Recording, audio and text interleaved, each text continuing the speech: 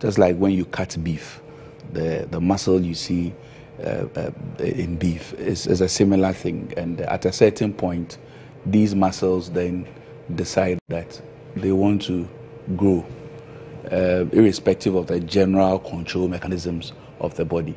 So basically, those are what we call fibroids. Okay. I've heard some women claim, or some people claim, that the excessive use of tampons and pads introduce chemicals or toxins into the vaginal area, and there are cramps, and these lead to fibroids. Is this a myth? Yes. The fact is that we do not know what causes fibroids.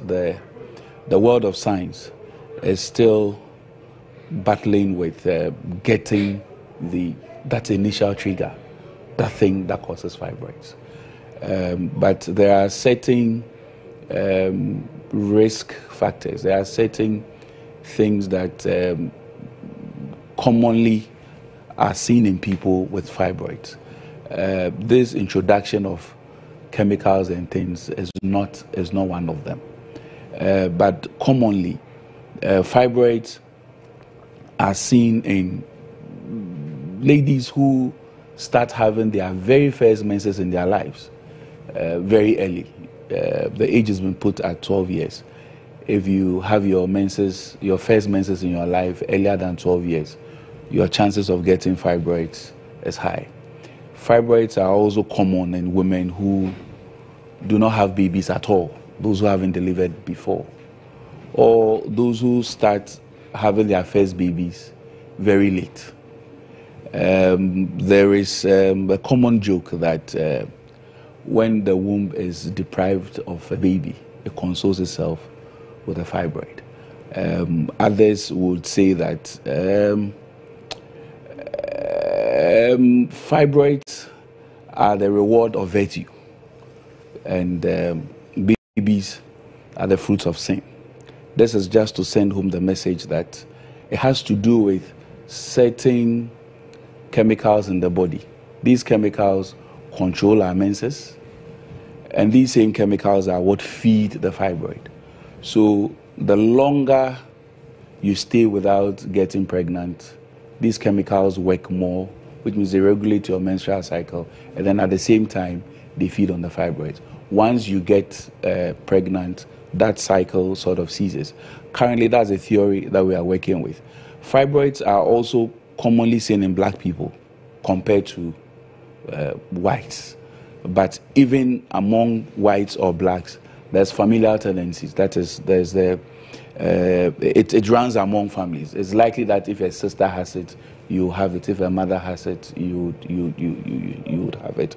So these are the common risk factors for getting fibroid. Okay. What are the sizes we're looking at in terms of fibroids? How small, how big can they be? They can be so small that the naked eye cannot see, and then they can be very big to about the size of even a 9 months pregnancy. So you may go around thinking you are pregnant? Yes, and I've actually had an instance like that about 9 years ago when I was working in a private facility somewhere, where this woman comes in. She was actually attending antenatal care somewhere in a maternity home.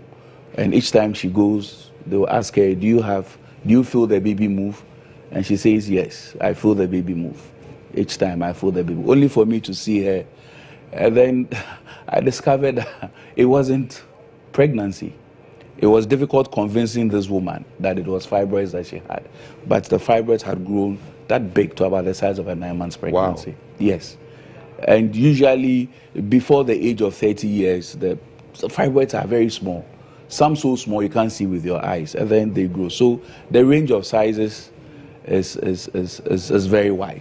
For those who are living with the condition, how do they feel? I mean, how do you know that you may be suffering from fibroids? Interestingly, for a large majority of women, fibroids do not have symptoms. They do not give you any sign. They don't give you any clue. You are fine. But some fibroids will then give you certain symptoms.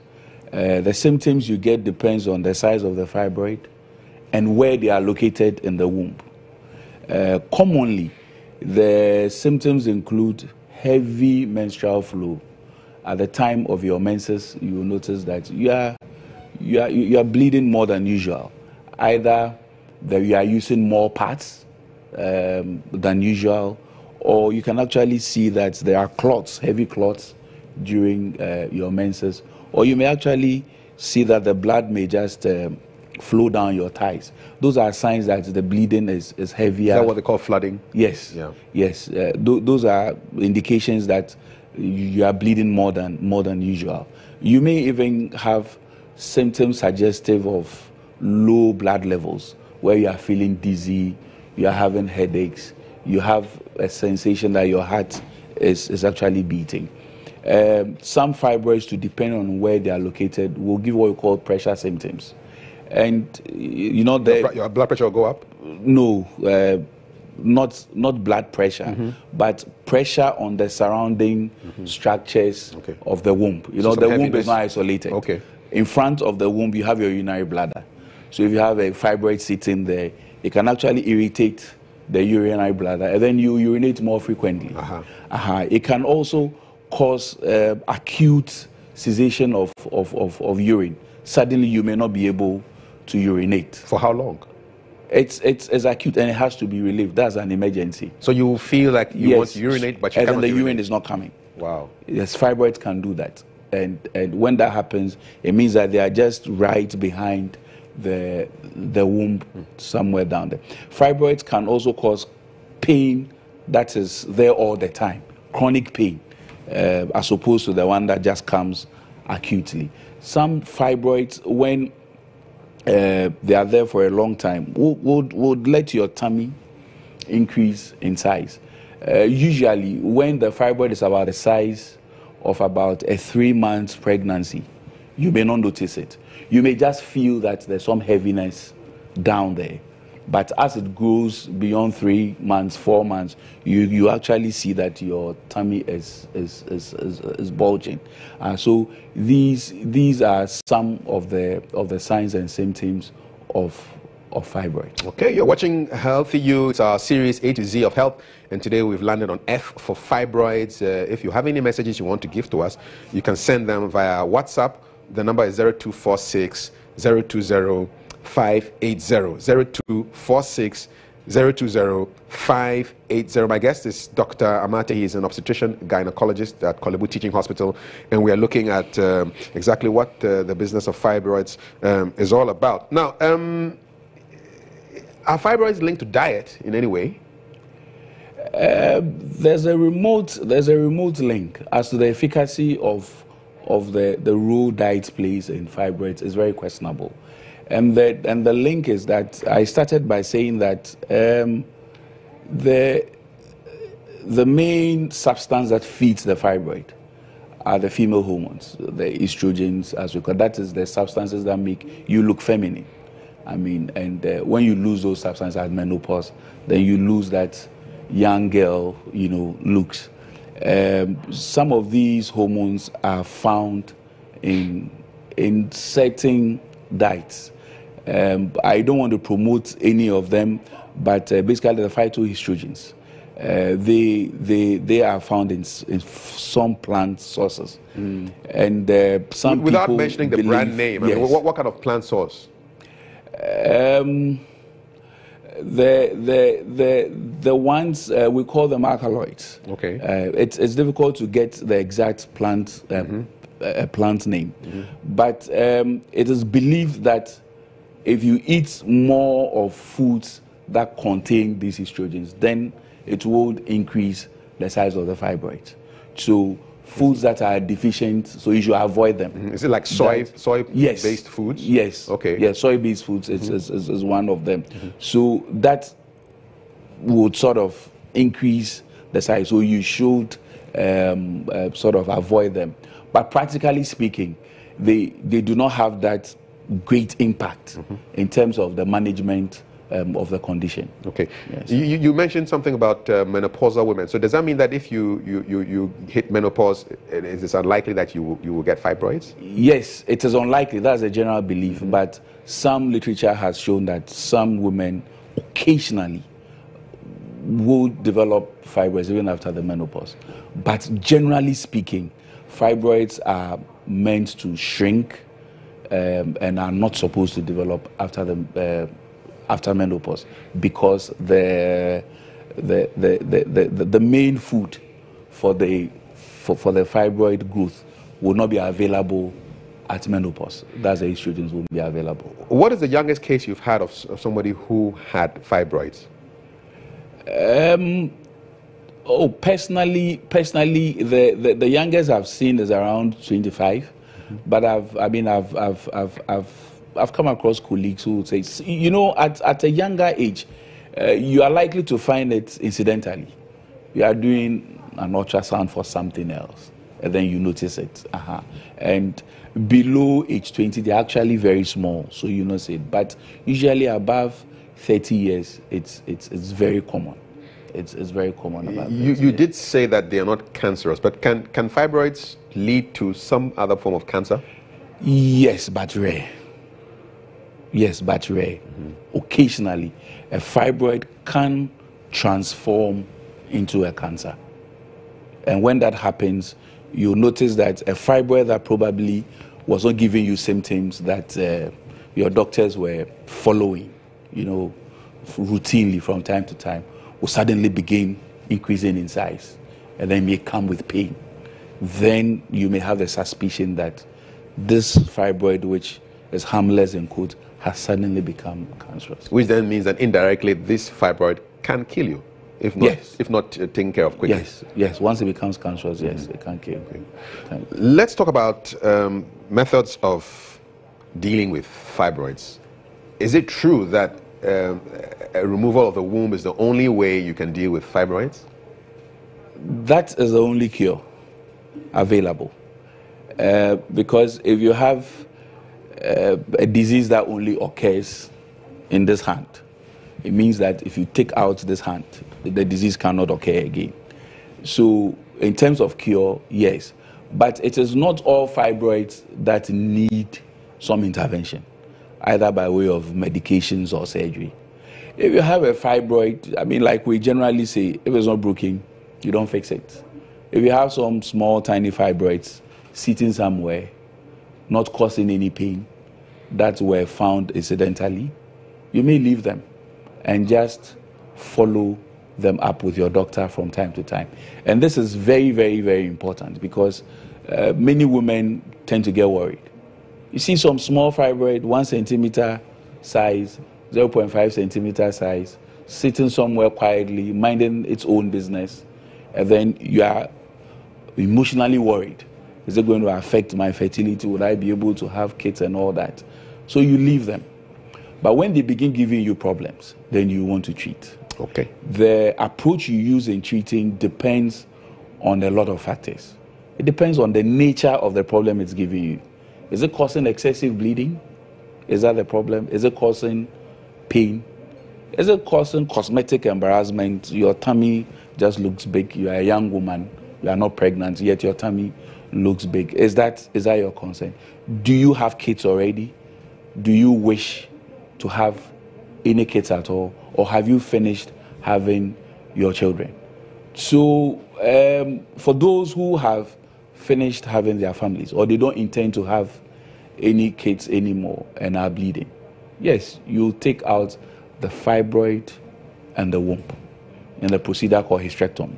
You take it out because the fibroids are part of the womb. For those who want to have kids, you take the fibroid alone. And leave the womb there. And leave the womb there. Okay. But at this point, I want to take opportunity to educate our sisters and our mothers that most often than not, if you are going to have a fibroid surgery where the intention is to take the fibroid and leave the womb behind, as part of the preparation, you will be counseled. And one of the counseling things they will tell you is that the surgery itself may result in the possibility of your womb coming out. Wow. that is a complication. That's not the intention. Because sometimes when you open up, that is when you get the full extent of the problem. And when there's excessive bleeding and all that, and you've done a lot of things you can't do, life must go on. The person must live. And sometimes the only life-saving procedure is to take everything out. But so these are the extreme. But otherwise, some medications on short-term basis, for instance, if the fibroid just causes pain during your menses, you may be given some painkillers during your time of menses. So yes, surgery is one option, but there are other options that do not include surgery. Okay, we'll talk about them shortly. Just read a couple of messages for you, Doc. Is it possible that a man can be affected by fibroids? Yes or no? Men can get fibroids. I mean, men don't have wombs. So. We don't have wombs. Okay, not yet anyway. So men cannot be affected by fibroids. Maybe emotionally you can be affected on behalf of your wife or your partner, but physically no. Are ovarian cysts the same as fibroids? No, they're not. Yeah. Ovarian cysts are water collections in the ovary, the factory for production of eggs, which is different from the womb. Okay. But they're in the same neighborhood. Okay. And can they cause infertility, these ovarian cysts? Yes. I mean, sometimes. Okay. Sometimes. I mean, if you have an ovarian cyst that has destroyed all your ovaries, and they go and remove your ovaries, yes, you may have difficulty in having kids. But in this modern world, once you have money, any woman is capable of having kids. Okay. Can fibroids lead to infertility? That's a question here. Yes, that's quite a bit controversial. But the general view is that fibroids generally do not cause infertility. Occasionally, depending on the size and the site where they are, they may be the only reason why someone will be infertile. Okay. But there are a lot of women who have fibroids. They get pregnant, they deliver, and finish their family. Okay. 5, 6. So we cannot say that it's a straight. Okay. Yes. Let's go to the lines now. Let's go to Achimota. We have a caller on the line. Good morning. Hello, Coffee. Good morning. Hi. Yes, please. My name is Nana. I'm calling from Achimota. Okay, Nana, go ahead. Okay, please. I want to ask the doctor a question. When I was pregnant with my second child, during the antenatal ultrasound, my gynae found out that I had like 3 centimeter fibroid. But then he told me that I shouldn't be worried.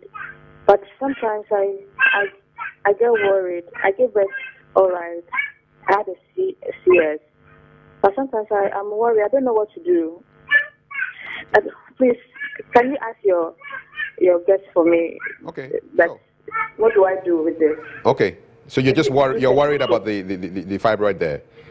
Yes, it's 2 centimeters. Okay, 2 centimeters. Okay, all right. Thank you very much, Nana, for calling from Achimota. Doc? Yes.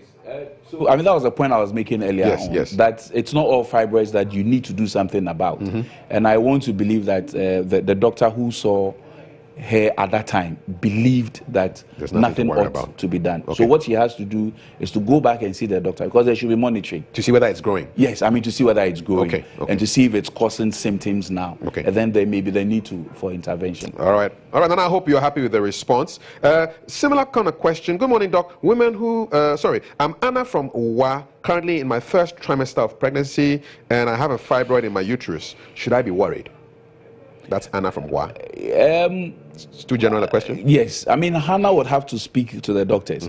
Like I said, fibroids may or may not create any problem during pregnancy. So it's difficult to tell from where I sit. Okay. Whether they will create problems or not depends on the size, where they are. I can only talk about theoretical situations. I can't speak specifically to that question. In a case. Yes. For instance, if the fibroid is in the way of the baby, is leading the baby, maybe she may have to deliver by a cesarean section. Because that's a roadblock. Yes, because it's a roadblock. There's no way the baby may come out. I mean, after delivery, fibroids may cause her to bleed. But I can't tell in her case. Because it depends on the size and the site. All right. So see your doctor and get more information. Let's go to Pig Farm. Stephen is on the line. Stephen, good morning. Good morning, Kafu. Hi. How are you doing? Yes, Dr. Amate is here. Speak to him. Yeah. I want to know if there are medications, let's say medicines for fibroid. Okay. Simple question. Yes. Are they medicines? What are they? They are not medicines that you take for a lifetime for the fibroids, but there are a few medications that you can use whilst awaiting surgery. Do they shrink blood? Do they block blood flow to the fibroids and then shrink them? Yes. Okay. There are medicines that would cause the fibroids to shrink. But these medicines are quite expensive. Okay. How expensive? Let's talk CDs. A shot, if my figures are right, could about 300, 200 Ghana per cedis. shot. Yes. And how many shots do you have to take?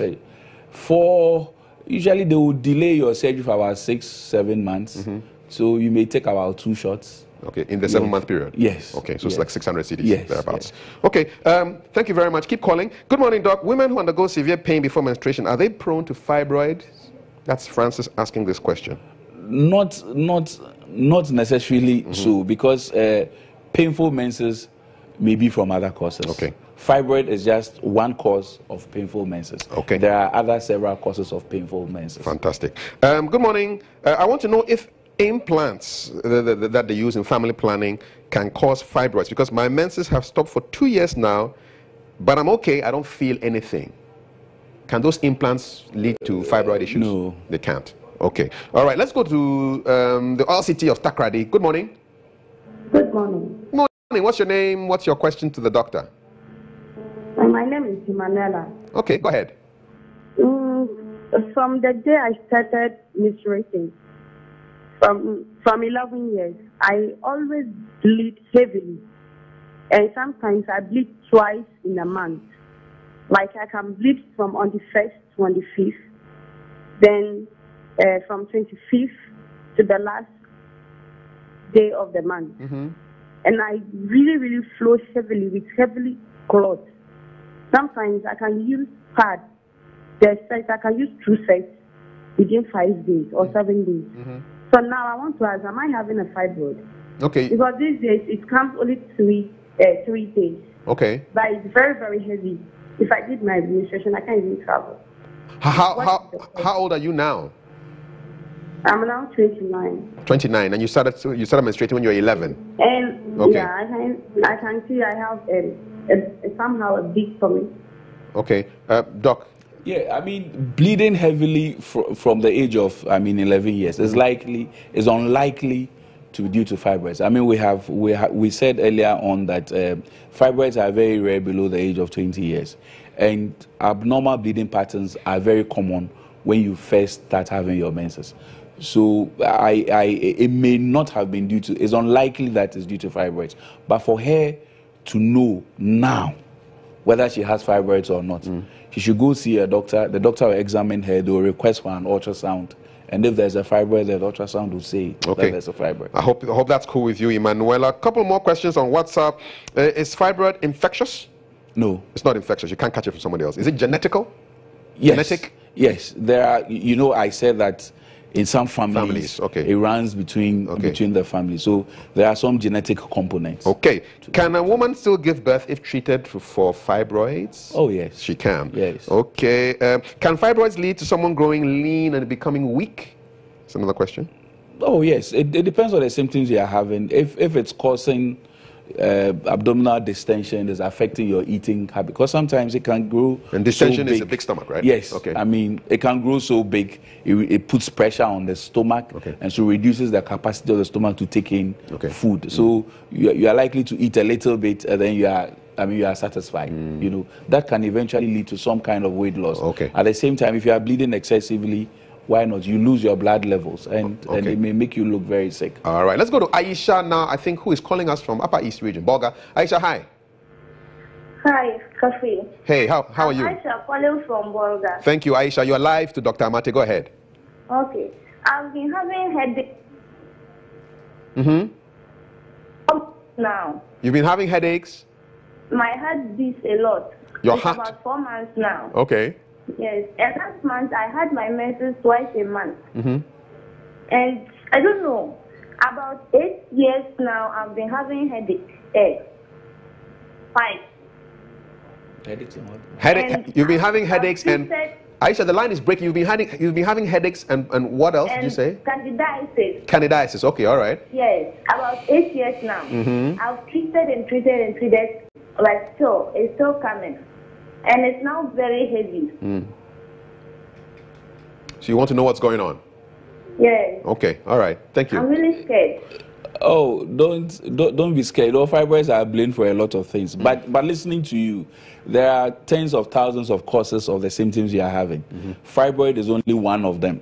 So it's difficult to tell you whether it is due to fibroids or not. Fibroids will not cause candidiasis. Candidiasis is a different infection altogether. Okay. So the best thing is to get closer to your doctor. Good. And have a chat with the doctor, because it is at that point that a detailed history will be taken, and then, you know, the boys will be separated from the men at that stage. All right, end of the calls for now. Thank you very much, all of you, for calling. A couple of quick messages before we wrap up this. How can fibroids be prevented? Fibroids are not preventable, and simply because we do not know what causes them. Okay. If you want to prevent something, you must know what causes them in order to avoid the cause. But once you have it and a surgery is done, it can't come back. That is if they take only the fibroids and take the womb. And like I said earlier on, to prevent recurrence, the womb must come out. Come out. Okay, I think I'll take the very last caller. Good morning. I've missed that last caller. Okay, so you talked about some the chemicals, some medicines that you can take that will block the blood flow to Yes, it reduces the blood flow. So it shrinks and then shrinks the fibroids. Yes. I heard of a treatment called myomectomy. It sounds like some surgical. Yes. What exactly is that? Myomectomy is just removal of the fibroid, leaving the womb behind. Okay. So that's just myomectomy. Okay. So those are the options, really? Yes. Okay. So you have a myomectomy. So you either take the fibroid out, leave the womb behind, or you take the fibroid and the womb out. And that's a hysterectomy. Yes, that's a hysterectomy. Or you do nothing. You just maintain surveillance for a period of time. Okay. What's your final word for ladies who are watching and have any questions? Is it on the National Health Service, by the way, these procedures? Yes. So National Health can take care of them? Yes. That's good news. Yes. Okay. Your final word for those who are watching the doc? Fibroids are very common. They are very common. And we should not attribute all symptoms or problems we have to fibroids. When we have issues, the best thing we have to do is to just get closer to your doctor and have a chat, a conversation with the doctor, and things will be explained, and if it's fibroid, they will be dealt with. Fibroids generally do not kill, and so we shouldn't panic if we are told we have one. Dr. Ni Okaikwe-Amate is obstetrician gynecologist at Kolebu Teaching Hospital. Doc, thank you very much. It's been very enlightening, and I think I've learned a lot more about fibroids. And this Healthy You is brought to you by Vodafone, and let Vodafone help you take your business to the next level. Visit vodafone.com.gh/business and click on how ready are you to take the free Ready Business test, which shows you where your business stands and provides expert advice on how you can transform your business using technology. You can call 0800 10,000, very friendly number, or 030-233-4040. The future is exciting. Ready? And Vodafone is proud to bring you Healthy You, A to Z of health, and we landed on F for fibroids today. Thanks to my guest. Thanks to you for texting and for calling and being part of the show. You're watching GH1 TV. It's just about 8:30, and it's now time for our traffic check, second edition for the morning.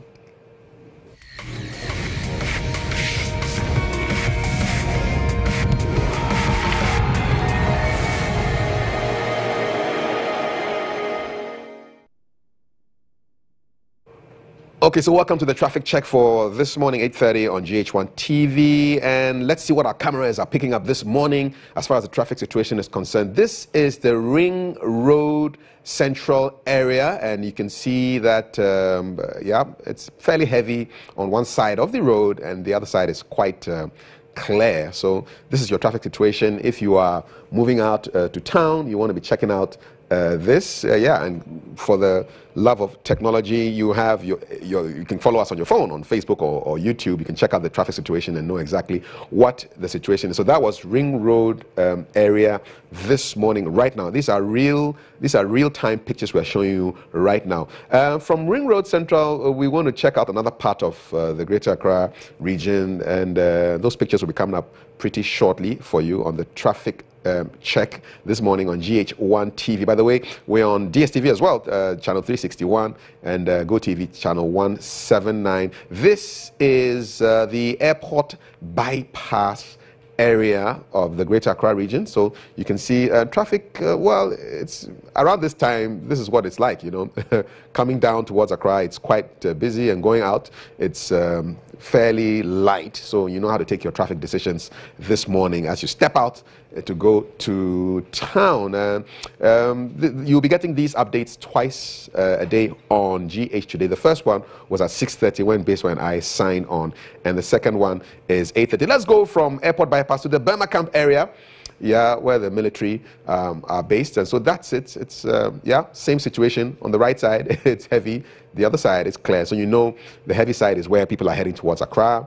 You know how to take your decisions to make sure that you don't get stuck in traffic. If you are being driven around, it's great. You can sit in your traffic and work on your laptop. But if you're the one doing the driving, you want to avoid the traffic as much as possible. So that's your traffic check this morning right here on GH1 TV. You get 2 updates every morning, 6:30 and 8:30. Thanks for watching that traffic check right here on GH Today.